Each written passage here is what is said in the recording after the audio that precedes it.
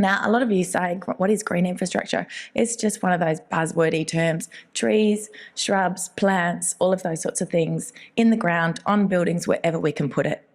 But the connection that I'm hoping that I can establish for you today is how we join that to our water cycle. So let's join the green with the blue.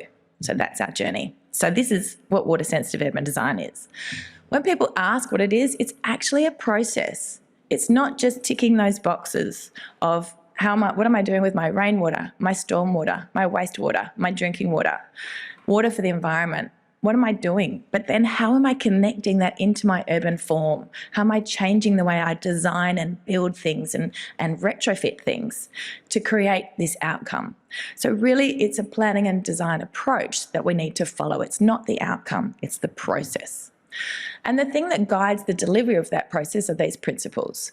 And you would normally think that all they do is, I think it's like 4 of them, which are about managing flood, water quality protection, wastewater reuse, water efficiency, minimising pollution. And they're really important because when we're talking to the water, we have to look after our water cycle. But the rest of it is the thing that drives me and others, hopefully, to live up, because it's all about livability. It's about resilience to climate change. It's about amenity. It's places for people and the environment, which is so important. And safe and sustainable in the future. So we can't create something that we can't look after, that costs a hell of a lot of money and can't be maintained. And again, it's also connecting it to country and the values that we have with people. There's a really important idea about water sensitive urban design is this multifunctional public open space. So we heard fantastic from Greg who said bring trees into public open space. I want you to bring water into public open space because this is a place that we can use it, yes, for irrigation, but also it provides multifunctional landscape. So where that flood event ends up, because we're pretty much wetland based in WA, so it doesn't connect.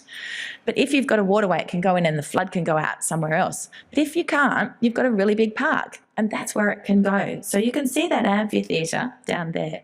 That holds a 100-year storm event, but it only goes in there very infrequently, so I can use that space all the time. But then ultimately it's part of something that, and it's not fenced now. So, we used to have our waterways all fenced off, but now we don't have to. So we bring the frequent events into vegetated areas, the big events usable, because this is what happens. So this is after a 20-year storm event, fills up, which is what it's supposed to do, and the next day it's gone, which is really cool. So the other thing we can do is in our streets, and it's really about letting that water in. So the small rainfall event, get it in there, let it flow off the road, let it create a space for the trees and for the plants. I'll just keep going because the clock, it's a little bit freaky, isn't it? So how do we get the water sensitive, the streets to get the flow of our stormwater into where the trees are, into these things called tree pits? So we can do that through broken curbs, we can do that through road grades, and it's actually really easy. And the simplest inlet and outlet is the easiest way to do it. If we have a median, you have to normally design a median swale because often you'll find that our roads are cambered the other way so that water will actually flow to the outside. But if I am starting from scratch and I'm able to design a road with a median swale, of course the road's got to go in the middle. So that's one of those things. And we can do it in such a way that it creates such a beautiful place and it provides that shelter and that shade. And the road pavement itself will last, I think it's 3 times longer when it's shaded by a tree. Traffic calming, I love this. This is our city of Stirling. No one has run that tree down. Isn't that awesome? But it makes people slow down. It provides a place for people, gets the water in. Car parks are the easiest thing to retrofit.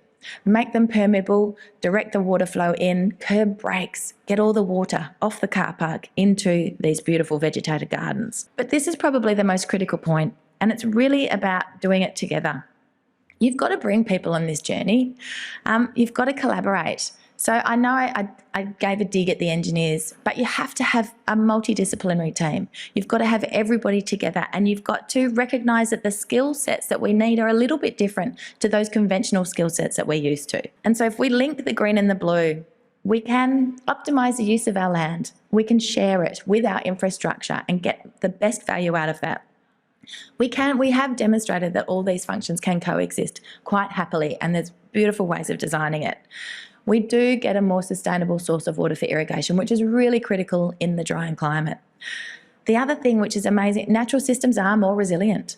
if we just build stuff, it often fails, whereas a natural system has that it's used to a little bit of variability and it can cope with these sorts of things. And I know we might require a little bit of cleaning up front, but at the end, that whole, it doesn't need to be replaced because it's more natural system. So it does. Green infrastructure underpins the creation of water-sensitive cities because it assists in this improvement of water quality.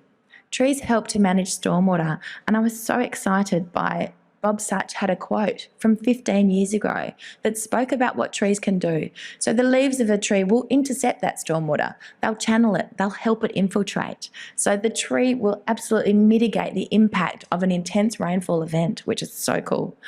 It helps plant growth, get the water in there, mitigates urban heat through transpiration and shade, and really it creates places for people, plants and animals.